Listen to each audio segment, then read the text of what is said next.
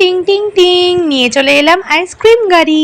এই গরমে বাড়িতেই বানিয়ে ফেলো এমন আইসক্রিম, আর এটা খেতে এত সুস্বাদু যে বাচ্চা থেকে বড় সবারই দারুণ লাগবে।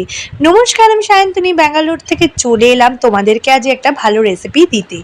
এখন যা প্রচণ্ড গরম পড়ে গেছে, এই আইসক্রিম, কোল্ড ড্রিঙ্কস কিংবা ধরো স্মুদি বা লস্যি ছাড়া আর উপায় নেই। কিন্তু বাইরের আইসক্রিম খাওয়া তো সবসময় ভালো না, আর বাড়ির উপকরণ দিয়ে যদি বানানো যায় তাহলে আর বাইরে থেকে কেনার কি দরকার। আচ্ছা, আমি এই আইসক্রিমটা বানাতে কি কি দিচ্ছি চলো তোমাদের বলে নিই। দুটো পাকা আমের পাল্প নিয়েছি, দিয়েছি 2 চামচ 2 টেবিল স্পুন চিনি, কয়েকটা কাজু, আর ওই 4-5টা মতো মেরি বিস্কুট গুঁড়ো করে, আর দিয়ে নিয়েছি 2 টেবিল স্পুন গুঁড়ো দুধ আর হাফ কাপ মোটা সরের দুধ। ব্যাস, এবার এগুলোকে একসঙ্গে ব্লেন্ড করে নিলেই আমার আইসক্রিমের কিছুটা রেডি হয়ে যাবে। ও হ্যাঁ, তোমাদের বলে দিই যে এটা কিন্তু বাজার চলতি আইসক্রিমের মতো খেতে হয় না, এটা একদম ঘরোয়া খেতে। তোমরা একবার বানিয়ে দেখো, এত সুন্দর খেতে লাগবে যে বারবার বানাতে ইচ্ছা করবে। আর একদম ঘরোয়া জিনিসপত্র দিয়ে বানিয়েছি, এর জন্য কিন্তু বাইরে থেকে আলাদা করে কিছু আনতেই হয়নি, কারণ এইসব জিনিসগুলো আমাদের বাড়িতেই থাকে। ও হ্যাঁ, বলে দিয়ে আইসক্রিমটাকে ব্লেন্ড করে যখন একটা পাত্রে মানে এয়ারটাইট কন্টেনারে রাখবে, তখন কিন্তু একটু হুইস্কার দিয়ে হুইস্ক করে নিতে হবে। এই যে প্লাস্টিকের কৌটোটা, এটাতে আমি আইসক্রিমটা বসাবো, তোমরাও এরকম একটা এয়ারটাইট কন্টেনারে রেখে নিও। আর এই যে বসানোর আগে একটু ট্যাপ করে দিলাম যাতে ভেতরে কোনো হাওয়া ঢুকে না থাকে।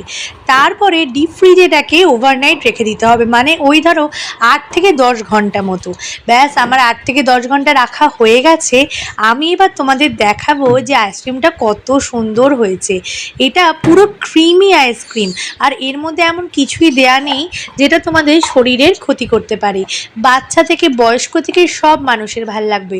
চলো, এবার আমি একটা হাতা নিয়ে নিয়েছি, হাতার সাহায্যে যেরকম আইসক্রিমের দোকানে আইসক্রিমগুলো স্কুপের মধ্যে তোলে ঠিক ওইভাবে তুলছি। আর হাতাটাকে কিন্তু আগে একটু নর্মাল জলে ধুয়ে নেবে, তাহলে আইসক্রিমটা খুব ভালো ওঠে। এর জন্য আইসক্রিম তোলার স্কুপের মোটেই দরকার নেই।